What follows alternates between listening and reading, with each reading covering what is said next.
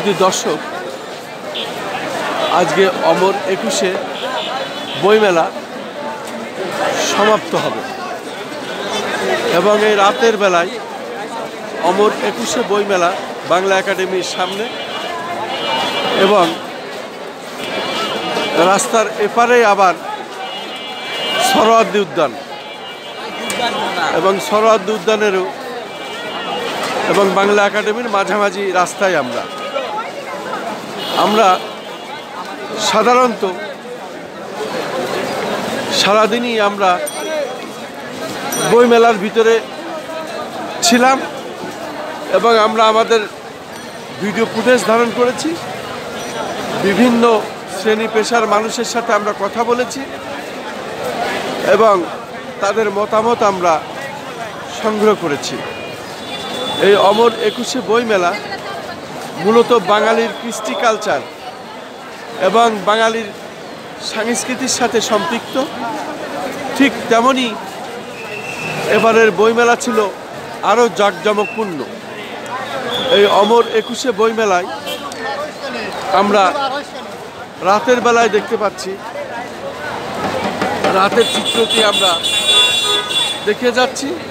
আমরা দেখতে পাচ্ছি বিভিন্ন শ্রেণী পেশা, বিভিন্ন বয়সের মানুষেরা, নারী পুরুষ সম্মিলিতভাবে বইমেলায় তারা এসেছেন।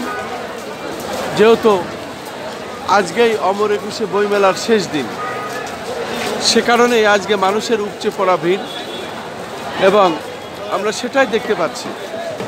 বাংলা একাডেমি এবং শহীদ সোহরাওয়ার্দী সহ সোহরাওয়ার্দী উদ্যান সহ জাতীয় 3 নেতার মাজার সহ সমস্ত জায়গায় আমরা রাস্তায় এমনটি দেখতে পাচ্ছি। এই চিত্রটি আজকে রাতের চিত্র আমি ধারণ করছি।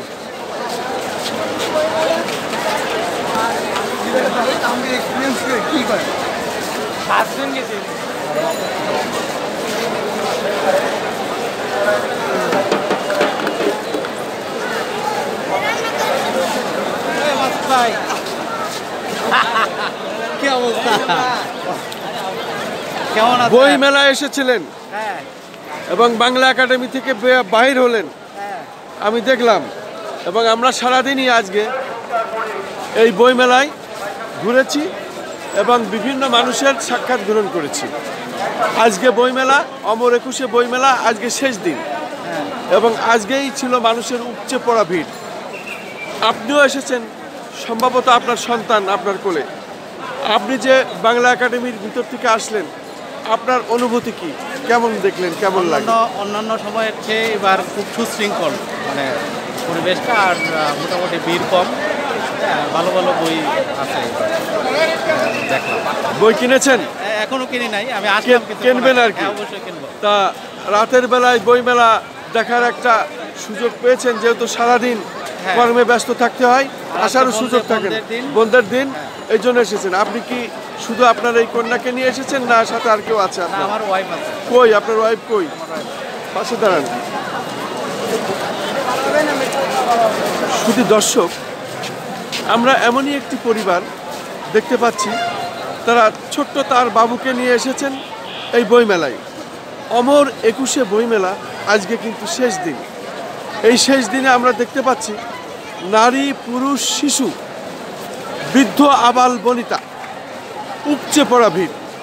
আসলে বাঙালি জাতির কৃষ্টি কালচার এবং এই বাঙালি জাতির সংস্কৃতি এই বইমেলার, অমর একুশে বইমেলার সাথে সম্পৃক্ত, যে কারণে মানুষ এই বইমেলায় আসেন এবং আজকে শেষ দিনের মতো এখানে এসেছেন।